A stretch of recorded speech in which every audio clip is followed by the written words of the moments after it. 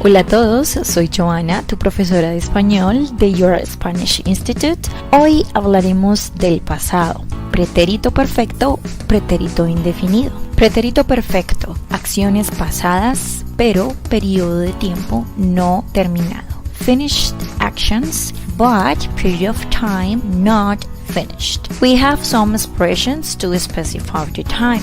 Marcadores de tiempo. Today, hoy, this week, esta semana, this month, este mes, this year, este año, this century, este siglo, recently, recientemente, and lately, últimamente. For example, hoy he comido tamal tolimense.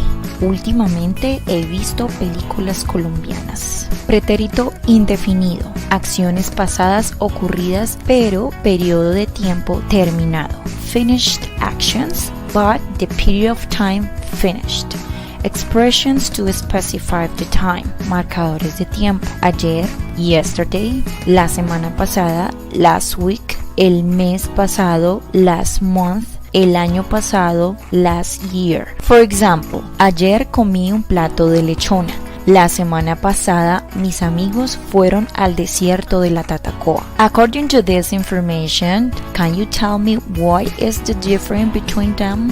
¿Cuál es la diferencia? Let's talk about this. ¿Cuándo ocurre la acción? ¿Hoy? ¿Ayer? ¿Esta mañana? ¿Este año? ¿En el 2016? Practiquemos un poco. ¿Qué tiempo verbal es el correcto? Ambas son pretérito indefinido. En 1898 y en 1948 indican el pasado de un tiempo terminado. En la primera opción es pretérito perfecto, ya que se refiere a las acciones que hemos hecho. En la segunda es pretérito indefinido, ya que el año pasado se refiere al tiempo terminado. En este último ejemplo, en la primera, anoche se refiere a un pasado terminado. Quiere decir que es un pretérito indefinido. Y la expresión esta mañana indica a un pretérito perfecto, ya que es un periodo que no ha terminado. Si has coincidido con las respuestas de estos ejemplos, te felicito. Hemos terminado por ahora. También puedes visualizar nuestro contenido de Your Spanish Institute en Instagram, TikTok y Facebook. No olvides suscribirte al canal, activar la campanita y así obtener las notificaciones del nuevo contenido.